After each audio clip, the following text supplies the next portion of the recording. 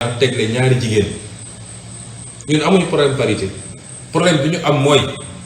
bi ñu gisee ni am na benn cas inéligibilité ñu ne ñu ñëw leen remplacer ko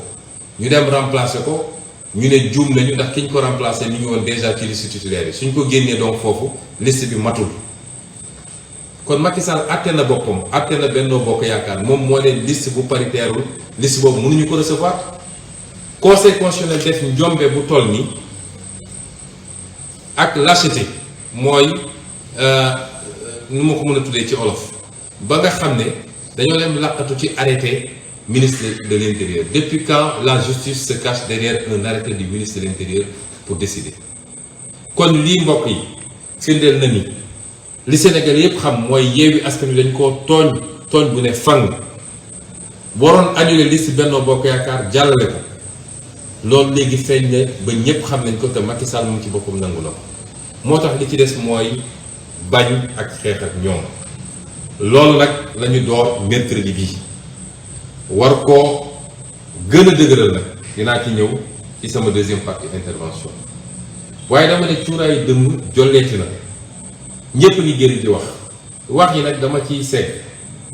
wax yi ba ci jiitu mooy ay menaces nit dem na ba ne nañu faat bakkanu Ousmane Sonko doo mës a dégg procureur yëngatu doo mës a dégg mu wax du ko woo te ku ko waxoon ci opposition bi heure bi yaa ngi kaso lii firndeel na jeng bi justice jeng moo tax il faut ñu jàmmarloo ak justice ndax justice bu demee ba jeng kenn amatul devoir naan day déglu les décisions de justice kenn amatu ko suñu waxee ñu ne waaw la justice s'est prononcée donc la loi s'applique à tout le monde naka la ñu mënee jàpp ay nit ñu sàcc xaalisu réew mi justice ne du ma leen téye ñu jàpp ay nit ñuy ruxus xaalis justice ne du ma leen téye ñu jàpp nit ñu yor ay armoire ay néeg yu fees dell ak xaalis justice ne du ma ci wax nit taxaw saaga ethnie entière justice ne du ma ci wax te loolu mun na taal réew nit taxaw ne dem leen faat bakkanu jàmbur justice ne du ma ci wax moo ne sëñ Abdou Bara Dolly li mu wax moo gën a néew téeméeri junni yoon tey ñu ngi ko tey yóbbu ko ci kaso justice amatul ci réew mi ñun ñoo war a jël suñu responsabilité parce que justice su demee ba jeng peuple bi moo war a taxaw jàmmarloo justice bu demee ba nekk le bras politique d'un parti politique et d'une famille devoir la ñu résister devant cette justice depuis 1 an et demi je vous ai dit résistance c'est un droit constitutionnel constitution ci boppam moo ne face à l'injustice chaque Sénégalais a le droit de résister loolu du insurrection du coup d'état waaye loolu lu war la may wax ni ñun ay menaces yëngaluñu ça nous fait rire d'ailleurs waaye dañuy jël au sérieux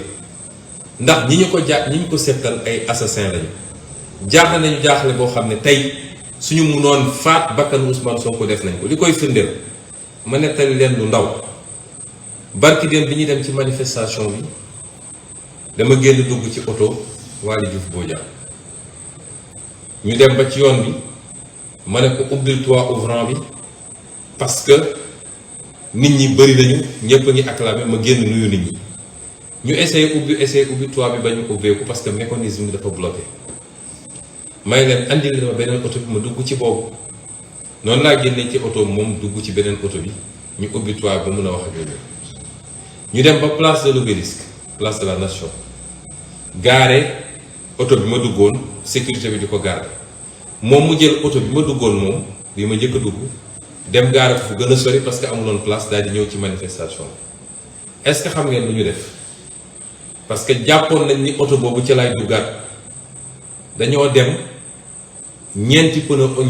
roue oto bi bu nekk dañoo dem dévisser ñetti écrou yi ci ñeent yi génne ko ñaari écrou yi des ci pneu bu nekk dévisser nañ ko ba muy lang li ko may chance mooy bi ñuy ñibbi daanaka man dugguma ci oto boobu waaye bi ñuy ñibbi ndànk lañu daw ba egg kër ga bañ fa yeggee muy dem dégg oto bi def bruit bu bëri mu woo mécanicien bi ne ko oto bi am na lu ci nekk xam naa moteur bi mécanicien bi ñëwee xool ne ko yow est-ce que gis nga oto bi li ci nekk ñeenti pneu yëpp dañoo dem bu dévisser écrou yi oto bi bu dawoon 70 km/h musiba am buñ ko waxee nag maa ngi dégg déjà seeni coow dañ naan waaw victimisation nangam na Sénégalais xam nañu man du ma victimisation ragal mooy victimisé wu ñi daan dem di dem wër ci sëriñ si dem gis église bi dem gis fu nekk di jooy naan dañ may tëj ñooñu ñooy victimisé wu mais man buñ ma buggee teg dul yoon damay jël sama responsabilité résister boo ma munee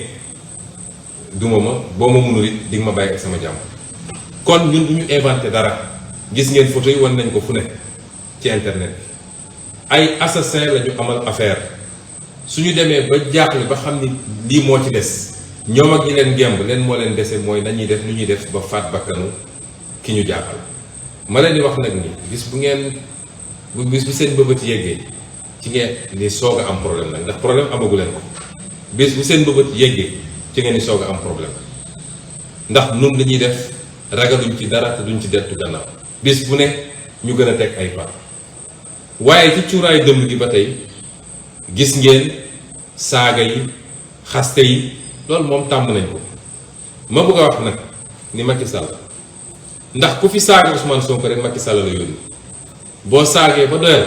xas Ousmane Sonko xas ay waajuram xas baayam bi nga xam ne ma nga ca barsax depuis longtemps xas ay yaayam xas ay soxnaam boo paree Macky Sall da lay woo pare jox la xaalis may wax ak kilifa yi nekk ci dëkk bi yépp ku fi saaga Macky Sall moo la ko sant waaye nag bu dee yow sa xol xat na ba mënoo muñ saaga man xam nga man saaga yi yëngalu ma tey laa gën a nekk en forme tey laa gën a mën a agir waaye bu dee yow sa xol xat na ba ku la tudd nga gaawante ne maa ngi ko yóbbu kaso ngire waay téel sa bopp téel say ñoñ ñu bàyyi di saaga nit ñi ak di xas nit ñi